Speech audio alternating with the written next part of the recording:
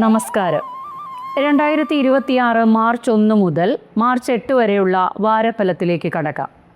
മേടക്കൂറ് അശ്വതി, ഭരണി, കാർത്തികയുടെ കാൽഭാഗം ചേർന്ന മേടക്കൂറുകാർക്ക് ഈ വാരത്തിൽ പ്രവർത്തനങ്ങളിൽ ഉത്സാഹം വർദ്ധിക്കുന്നതാണ്. ആഗ്രഹിച്ച കാര്യങ്ങൾ നടപ്പിലാക്കാനാകും. തൊഴിൽ രംഗത്ത് പുതിയ അവസരങ്ങൾ ലഭിക്കും. മേലുദ്യോഗസ്ഥരുടെ അംഗീകാരം ലഭിക്കുന്നതാണ്. ധനാഗമനം പ്രതീക്ഷിക്കാം. കുടുംബത്തിൽ സന്തോഷകരമായ അന്തരീക്ഷമുണ്ടാകും. വിവാഹ കാര്യങ്ങൾക്ക് അനുകൂല സമയമാണ്.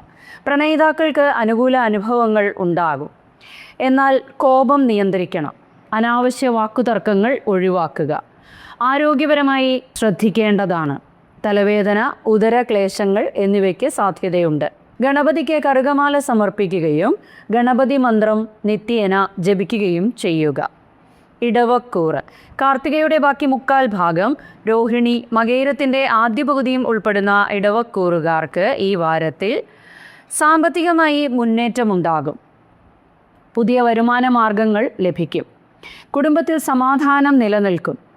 സുഹൃത്തുക്കളുടെ സഹായം ലഭിക്കും. ബിസിനസ് രംഗത്ത് പുരോഗതി ഉണ്ടാകും. പുതിയ കരാറുകളിൽ ഒപ്പുവയ്ക്കാനാകും.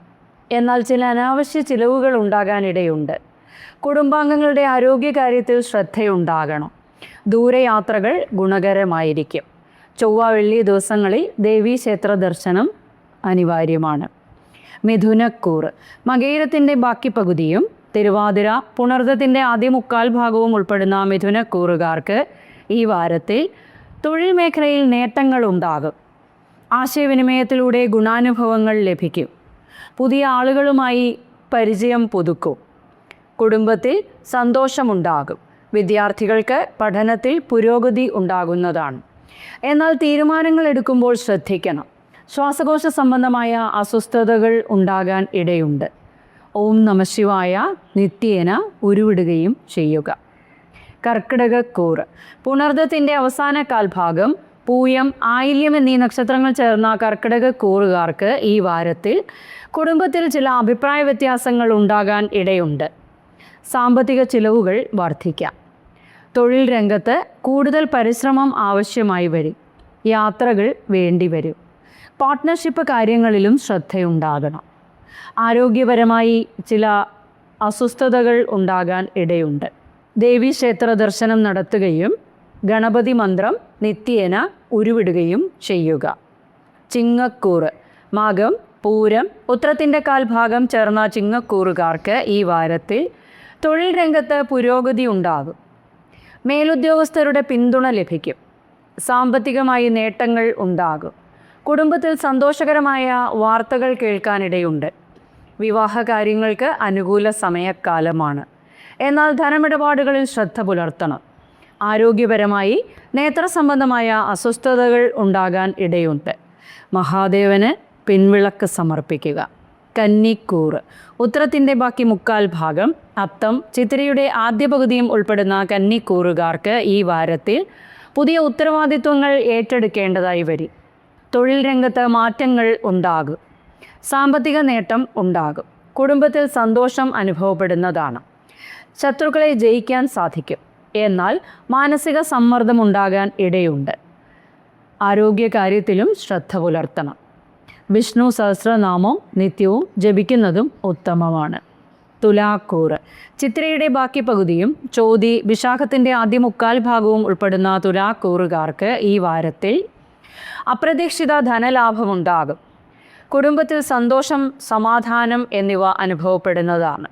പുതിയ പദ്ധതികൾ ആരംഭിക്കാൻ സാധിക്കും. വിദ്യാർത്ഥികൾക്ക് അനുകൂല സമയക്കാലമാണ്. എന്നാൽ ചില ബന്ധങ്ങളിൽ അഭിപ്രായ വ്യത്യാസങ്ങൾ ഉണ്ടാകാൻ ഇടയുണ്ട്. ഉദര സംബന്ധമായ ക്ലേശങ്ങൾ ഉണ്ടാകാൻ ഇടയുണ്ട്. വെള്ളിയാഴ്ച ദിവസം ദേവീക്ഷേത്ര ദർശനം നടത്തുക. വൃശ്ചികക്കൂറ് വിശാഖത്തിൻ്റെ അവസാന കാൽഭാഗം, അനിഴം, തൃക്കേട്ട എന്നീ നക്ഷത്രങ്ങൾ ചേർന്ന വൃശ്ചികക്കൂറുകാർക്ക് ഈ വാരത്തിൽ തൊഴിൽ രംഗത്ത് കൂടുതൽ ഉത്തരവാദിത്വങ്ങൾ ലഭിക്കും. മേലുദ്യോഗസ്ഥരുടെ പിന്തുണ ലഭിക്കുന്നതാണ്. കുടുംബത്തിൽ സമാധാനമുണ്ടാകും. വിവാഹ കാര്യങ്ങൾക്ക് അനുകൂല സമയമാണ്. എന്നാൽ ധനച്ചിലവുകൾ വർദ്ധിക്കും. ഹൃദയ സംബന്ധമായ അസ്വസ്ഥതകൾ ഉള്ളവർ പ്രത്യേകം ശ്രദ്ധിക്കണം. നാഗങ്ങൾക്ക് വിളക്ക് വയ്ക്കുക. ധനുക്കൂറ് മൂലം, പൂരാടം ഉത്രാടത്തിൻ്റെ കാൽഭാഗം ചേർന്ന ധനുക്കൂറുകാർക്ക് ഈ വാരത്തിൽ ധൈര്യത്തോടെ പ്രവർത്തനങ്ങളിൽ ഏർപ്പെടാനാകും. മത്സരങ്ങളിൽ വിജയിക്കാനാകും. പുതിയ കരാറുകളിൽ ഒപ്പുവെക്കാനും ഇടയാകും. കുടുംബത്തിൽ സന്തോഷവും സമാധാനവും ഉണ്ടാകും. എന്നാൽ ചില യാത്രകൾക്ക് ക്ഷീണം അനുഭവപ്പെടുന്നതാണ്. കുടുംബത്തിൽ സന്തോഷമുണ്ടാകും. ദൂരദേശ യാത്രകൾ വേണ്ടി വരുന്നതാണ്. ശാരീരിക ക്ഷീണം അനുഭവപ്പെടാം. തൊണ്ട സംബന്ധമായ അസ്വസ്ഥതകളും ഉണ്ടായേക്കാം. ഹനുമാൻ സ്വാമിക്ക് വെറ്റിലമാല സമർപ്പിക്കുക. മകരക്കൂറ് ഉത്രാടത്തിൻ്റെ ബാക്കി മുക്കാൽ ഭാഗം, തിരുവോണം, അവിട്ടത്തിൻ്റെ ആദ്യ പകുതിയും ഉൾപ്പെടുന്ന മകരക്കൂറുകാർക്ക് ഈ വാരത്തിൽ സാമ്പത്തിക കാര്യങ്ങളിൽ ശ്രദ്ധയുണ്ടാകണം. അനാവശ്യ ചിലവുകൾ ഒഴിവാക്കുക. തൊഴിൽ രംഗത്ത് സ്ഥിരതയുണ്ടാകും. കുടുംബത്തിൽ സമാധാനവും സന്തോഷവും ഉണ്ടാകും. എന്നാൽ ചില മാനസിക സമ്മർദ്ദങ്ങൾ ചിലയിടങ്ങളിൽ ഉണ്ടായേക്കാം. ആരോഗ്യകാര്യങ്ങളിലും ശ്രദ്ധയുണ്ടാകണം. ഗണപതി മന്ത്രം നിത്യേന ഉരുവിടുന്നത് നന്നായിരിക്കും. കുംഭക്കൂറ് അവിട്ടത്തിൻ്റെ ബാക്കി പകുതിയും ചതയം പൂരുരുട്ടാതിയുടെ ആദ്യ മുക്കാൽ ഭാഗവും ഉൾപ്പെടുന്ന കുംഭക്കൂറുകാർക്ക് ഈ വാരത്തിൽ തൊഴിൽ രംഗത്ത് നേട്ടങ്ങൾ ഉണ്ടാകും. സ്ഥാനക്കയറ്റത്തിന് സാധ്യതയുണ്ട്. സാമ്പത്തിക നേട്ടം ഉണ്ടാകും. കുടുംബത്തിൽ സന്തോഷം അനുഭവപ്പെടുന്നതാണ്.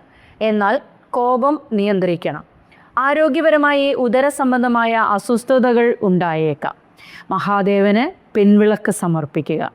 മീനക്കൂറ് പൂരുരുട്ടാതിയുടെ അവസാന കാൽഭാഗം, ഉത്രട്ടാതി, രേവതി എന്നീ നക്ഷത്രങ്ങൾ ചേർന്ന മീനക്കൂറുകാർക്ക് ഈ വാരത്തിൽ തൊഴിൽ രംഗത്ത് മാറ്റങ്ങൾ ഉണ്ടാകും. പുതിയ അവസരങ്ങൾ ലഭിക്കുന്നതാണ്. സാമ്പത്തികമായി പുരോഗതി ലഭിക്കും. കുടുംബത്തിൽ സന്തോഷവും സമാധാനവും ഉണ്ടാകും. എന്നാൽ ചില അനാവശ്യ ആശങ്കകൾ ഉണ്ടാകാൻ ഇടയുണ്ട്. ആരോഗ്യകാര്യത്തിലും ശ്രദ്ധയുണ്ടാകണം.